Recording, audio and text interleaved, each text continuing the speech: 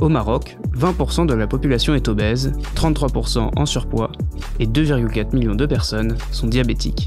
La surconsommation de sucre, en moyenne de 36 kg par personne et par an, figure parmi les principales causes de cette crise sanitaire.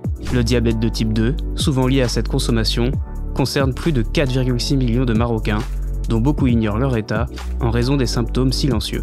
Les complications du diabète incluent maladies cardiovasculaires, amputations et insuffisance rénale, avec des coûts énormes pour les ménages et l'État.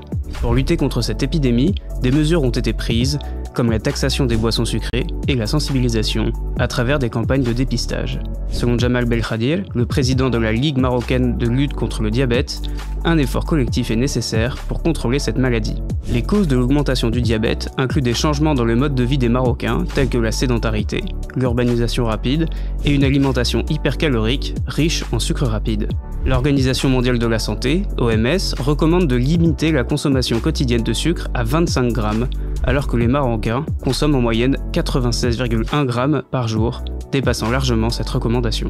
Jamal Belkhadir souligne que la lutte contre le diabète doit également inclure des initiatives politiques et éducatives. Il appelle à la mise à jour des textes législatifs pour mieux encadrer la consommation de sucre et promouvoir des programmes de prévention, surtout auprès des jeunes. Il est convaincu que, malgré les défis, un changement de comportement et une meilleure éducation peuvent considérablement réduire l'impact de cette maladie. Pour plus d'informations, lisez le dossier « Le sucre, ce tueur qui nous coûte très cher » en couverture du numéro 1099 de Tel Quel, en vous abonnant à telquel.ma ou en nous retrouvant en kiosque.